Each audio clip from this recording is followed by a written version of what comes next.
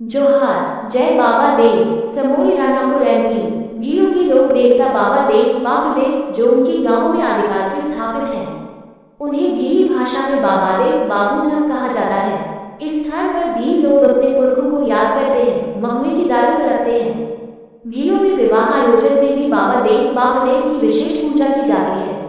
वर्ष 1916 में ब्रिटिश प्रशासक Arthur Henry Aden Brooks Simcox ने अपनी किताब a memoir of the Khandesh Bhil corps 1825-1891 में लिखा, भील निस्संदेह उन ट्राइब्स में से एक हैं जिन्होंने आर्यन के आक्रमण से पहले प्रायद्वीपीय भारत में निवास किया था। हम ये भली भांति जानते हैं कि भील लोग भारत भूमि के आदिवासी समुदाय है। आदिवासी से आशय है कि आदिकाल से रहने वाला समुदाय या इंडिजिनस एबोरिजिनल। भीलों के ऐतिहासिक दार्शनिक ज्ञान हेतु मैंने भीलों के अग्रलिखित निवास क्षेत्रों का आंशिक भ्रमण कर अवलोकन किया और पाया कि आदिकाल से लेकर आज तक जिस जिस क्षेत्र में भील समुदाय के लोग निवास कर रहे हैं, वह क्षेत्र भारत के 4 बड़े राज्यों में बड़े पैमाने पर फैला हुआ है। मध्य प्रदेश में 20 से अधिक जिलों में भील समुदाय के लोग रहते हैं, जिसमें प्रमुख जिले झाबुआ, अलीराजपुर, धार, बड़वानी, खरगोन, रतलाम हैं। इसी प्रकार भील समुदाय के लोग महाराष्ट्र, गुजरात, राजस्थान आदि राज्यों में सदियों से प्रकृति प्रदत्त जीवन शैली के साथ आज भी निवास कर रहे हैं। इन्हीं राज्यों में भीलों के कई उप समुदाय भी रहते हैं, जिनके नाम हैं बारला, बिलाला, तुर्वी, वसावा, नायक, पकलिया, मानकर, मीना आदि। ये सभी उप समुदायों के रीति रिवाज, परंपराएं, संस्कृति, कला, साहित्य आदि में बहुत साम्यता है। स्वतंत्रता संग्राम में हजारों की तादाद में भील समुदाय के योद्धा शहीद हुए हैं, जिनमें से प्रमुख योद्धाओं के नाम हैं टंटिया भील, भीमा नायक, खाजा नायक, कालीबाई भील, सुरसीबाई नायक, मीना नायक, भावजी नायक आदि। भील दर्शन हेतु भीलों की संस्कृति से संबंधित भीलों का इतिहास, उनकी भाषा, उनके लोक देवता, गाथाएं, पारंपरिक वाद्य यंत्र जैसी विशिष्टताओं का अध्ययन महत्वपूर्ण है। भीलों के ऐतिहासिक दर्शन से ज्ञात होता है कि भीलों का भारतीय स्वतंत्रता संग्राम में विशिष्ट योगदान रहा है। ये भी सत्य है कि स्वतंत्रता संग्राम से पहले भी भीलों का इतिहास गौरवान्वित करने वाला रहा है।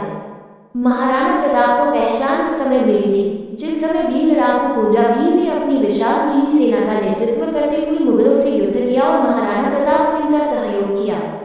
बाद में महाराणा प्रताप सिंह को युद्ध में सफलता मिली। इस आधार पर महाराणा प्रताप सिंह की मां ने योद्धा पूंजा भील को अपना दूसरा बेटा मानते हुए उसे राणा पूंजा भील कहा था। हमने साहित्य या इतिहास में ये पढ़ा है कि महाराणा प्रताप सिंह मुगलों से युद्ध में पराजित होने पर राजस्थान के जंगलों में घास फूस की रोटी खाकर लंबे समय तक जीवित रहे। साहित्य और इतिहास के विद्वानों ने स्वयं की प्रशंसा के लिए ही गलत तर्क दे दिया। सही तथ्य यह है कि मनुष्य कभी भी घास फूस नहीं खाता है। घास फूस की रोटी बनती भी नहीं है। उस समय भी भील समुदाय के लोगों ने ही महाराणा प्रताप सिंह को लावड़िया, तितलिया, सिसिलिया आदि का शिकार किया और उस शिकार को भूंजकर उन्हें खिलाया और लंबे समय तक उन्हें मुगलों से छिपाकर जीवित रखा। ये सच है कि सदियों से असहाय मनुष्यों की सहायता करना भीलों की संस्कृति रही है। अर्थात यह सत्य है कि महाराणा प्रताप सिंह को भीलों ने उस समय जंगल में शरण दी थी। स्वतंत्रता संग्राम में हजारों की तादाद में भील समुदाय के योद्धा शहीद हुए हैं, जिनमें से प्रमुख योद्धाओं के नाम हैं टंटिया भील, भीमा नायक, खाजा नायक, कालीबाई भील, सुरसीबाई नायक, मीना नायक, भावजी नायक आदि। उपरोक्त संघर्षों के साथ ही भील भाषा का भी एक गौरवपूर्ण इतिहास रहा है। भील शब्द की उत्पत्ति कैसे हुई, इस तथ्य से संबंधित भीलांचल क्षेत्र के कई भील समुदाय के बुजुर्ग एवं जानकारों से चर्चा करने पर ज्ञात हुआ कि भील कमान धारण करने वाले आदिवासी समुदाय हैं। भील भाषा में भील को भीलखा बहुवचन या भीलखी एकवचन कहा जाता है। इस आधार पर यह प्रथम तर्क है कि भीलखा शब्द से भील शब्द प्रचलित हुआ है। वर्तमान में ये शब्द भील समुदाय के लोगों को साहसी और कभी न समर्पण करने वाले आदिवासी समुदाय होने का परिचय देता है। एक भील दिलाले और बारेला उप समुदाय के लोग एकजुट होने को भील बोली में भेला होना कहते हैं। भील समुदाय के लोग एकत्रित होकर ही समाज की संस्कृति और आर्थिक सभ्यता का निर्वाह सदियों से करते आए हैं। इस आधार से ये भी हो सकता है कि भेला होना शब्द बाद में भील समुदाय की पहचान बनी। इसी आधार पर द्वितीय तर्क ये है कि भील समुदाय के लोग गैर आदिवासियों के समूह या दूसरे आदिवासी समुदाय के समूह स्वयं को कहते हैं कि मैं भीलड़ा हूँ या हम भीलड़ा छे, अर्थात हम भील लोग हैं। दो इस कथन से आशय है कि भील कभी हार नहीं मानने वाले आदिवासी समुदाय के साहसी लोग हैं। यह एक भ्रांति ही है कि भीलों का नाम वेदों में भीलों के साथ साथ अन्य आदिवासियों को भी निषाद, निशाचर, राक्षस, असुर, वन मनुष्य, मायावी आदि शाब्दिक नामों की मानवीय दृष्टि से संबोधित किया गया। मायावी शब्द से आशय यह होता है कि आदिवासी लोग तंत्र मंत्र के जानकार हैं। वे लोग विज्ञान और तकनीकी को जानते हैं। भीली भाषा के तंत्र मंत्र बहुत शक्तिशाली माने जाते हैं। ऐसा कहा जाता है कि भीमा नायक के शरीर पर अंग्रेजों की बंदूक की गोलियों का कोई असर नहीं होता था। वह अपने तंत्र मंत्र से बंदूक की गोलियों को बेअसर कर देते थे। दूसरा तथ्य प्रत्यक्ष अवलोकन में पाया कि नीमच जिले के भीलों द्वारा अपनी भीली भाषा के तंत्र मंत्र से मधुमक्खियों के काटने से उन्हें रोक दिया और पेड़ पर चढ़कर सभी मधुमक्खियों को अपने हाथों से थैले में भरकर जंगल में छोड़ दिया गया। भीलांचल के विभिन्न भीलों के गांवों में भ्रमण में पाया कि भीलों की भाषा समृद्ध भाषा है। सुबह से लेकर सायं तक उनमें लोक व्यवहार के लिए उनके पास भीली भाषा के ढेरों शब्द हैं। ये भी पाया गया कि उनके त्योहारों और संस्कारों से संबंधित भीली भाषा के कई शब्द भंडार उनके पास मौखिक साहित्य के रूप में उपलब्ध है, जिसका वे समय समय पर बोलचाल में उपयोग करते हैं। भीलों के पारंपरिक वाद्य यंत्रों से जो तरंगें उत्पन्न होती हैं, उन्हीं के माध्यम से लोग अपने पूर्वजों को उनके त्योहारों के लिए आमंत्रित करते हैं। जंगलों में भील वाले आज भी वाद्य यंत्र की तरंगों के माध्यम से अपने जानवरों को बुलाते हैं और जानवर भी उनके पीछे दौड़ते चले जाते हैं। अतः ये सत्य है कि वैज्ञानिकों से पहले आदिवासियों ने तरंगों को महसूस किया था।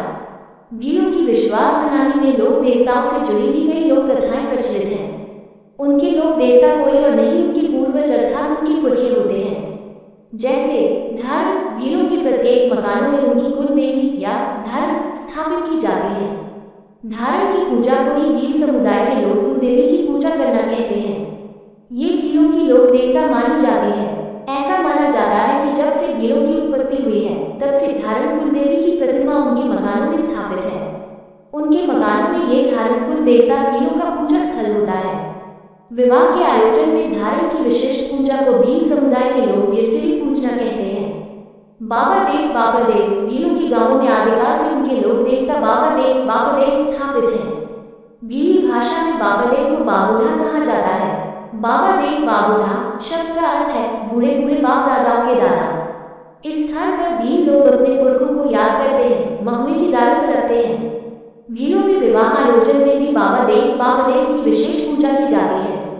रानी काजल माता, ऐसा माना जाता है कि भीलों के निवास क्षेत्र के समीप ऊंची ऊंची पहाड़ियों पर भीलों के सभी गांवों में सदियों से रानी काजल माता की प्रतिमाएं स्थापित है।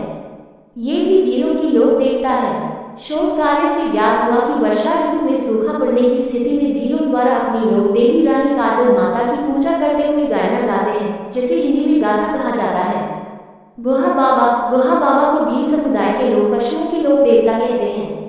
ये ज्ञात हुआ है कि भीलों में दिवाली को पशुओं का पर्व माना जाता है। इस अवसर पर वे अपने अपने पशुओं को गुहा बाबा की परिक्रमा करवाते हैं और गुहा बाबा से विनती करते हैं कि वह भीलों के पशुओं को सुखी और निरोग बनाए रखें। सात माताएं भी भीलों की लोक देवता मानी जाती है। ऐसा माना जाता है कि उनके गांव में किसी प्रकार की बीमारी को रोकने का कार्य सात माताएं करती है। प्राकृतिक प्रकोप से संबंधित बीमारियों के लिए भीलों में सात माताओं की पूजा की जाती है और मन्नत ली जाती है।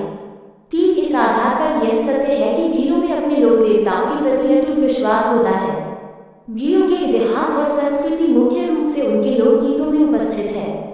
भीलों द्वारा प्रमुख रूप से जो गाथाएं गाया जाता है, उसमें से रानी काजल माता, झाड़फूंक, बड़वा ख्याल, पिथौरा बाबा, नवाई पर्व आदि हैं। सभी गायना में भीलों की विशिष्ट संस्कृति का परिचय दिखाई देता है। उनकी विशिष्टता यह है कि उनके द्वारा जो गाथाएं गाई जाती है वह लिखित रूप में नहीं है। वाचिक रूप में भीलों की गायना आज भी जीवित है। ये देखा जा सकता है कि पढ़े लिखे व्यक्ति से अधिक प्रभावी रूप से गायने को निरक्षर भील लोग गाते हैं। उनके सांस्कृतिक व्यक्तित्व को देखकर ऐसा लगता है कि उन्हें किसी प्रशिक्षण की आवश्यकता नहीं पड़ती है। भीलों की संस्कृति ही इतनी समृद्ध है कि भील अपनी भाषा में गीत गाते हैं, नाचते जाते हैं। भीलों द्वारा गायना का आयोजन ब्रह्मांड के संपूर्ण प्राणियों के हित में गाए जाते हैं। जीव उत्पत्ति की अवधारणा अर्थात परिकल्पनाओं से लेकर वर्तमान समय तक को मौखिक रूप से गायना में प्रस्तुत किया जाता है। जो व्यक्ति यह कथा गाकर सुनाता है, उसके गीत को ढाक वादन के साथ गायना कहते हैं। इस गायने पर जो बड़वा नाचते हुए नृत्य करता है, उसे बड़वा ख्याल की गाथा भी कहा जाता है। जिन्हें गायना की संपूर्ण मौखिक जानकारी होती है, वे समूह में ढाक गन्नों के आकार का वाद्य यंत्र बजाकर गायना के गीत गाते हैं और जब तक गायना के प्रारंभ से लेकर उसके आखिरी तक गाया जाता है। गायना के समय बीच बीच में बड़ुआ को ढाक बजाकर और गीत गाकर रात भर नचाते हैं। 4. भीलों के पारंपरिक वाद्य यंत्रों में ढाक, डमरू, पावलो, पिया, बांसुरी आदि प्रमुख हैं। इन वाद्य यंत्र की मधुर तरंगें पृथ्वी की संपूर्ण जीव सुनते और महसूस करते हैं। इन वाद्य यंत्रों से जो तरंगें उत्पन्न होती हैं, उन्हीं के माध्यम से भील समुदाय के लोग अपने पूर्वजों को उनके त्योहारों के लिए आमंत्रित करते हैं। जंगलों में भील वाले आज भी वाद्य यंत्र की तरंगों के माध्यम से अपने जानवरों को बुलाते हैं और जानवर भी उनके पीछे दौड़ते चले जाते हैं। अतः ये सत्य है कि वैज्ञानिकों से पहले आदिवासियों ने तरंगों को महसूस किया था। भीलों की पूजा पद्धति पूर्ण रूप से प्रकृति को समर्पित होती है। किसी भी सांस्कृतिक आयोजनों की शुरुआत में वे दारों को तर्पते हुए कहते हैं कि हे चांद, सूरज, आग, हवा, पानी, धरती, अन्नदाता और पुरखों की आत्माओं को हम याद करते हैं। 5. ऐसा कहते हुए धीरे धीरे महुआ की दारों की बूंदें धरती पर गिराते हैं। इस तरह भील समुदाय के विभिन्न ऐतिहासिक, सामाजिक, सांस्कृतिक पहलुओं से ज्ञात होता है कि भील दर्शन एक संपन्न रूप में आज भी जीवित है। उनका साहित्य मौखिक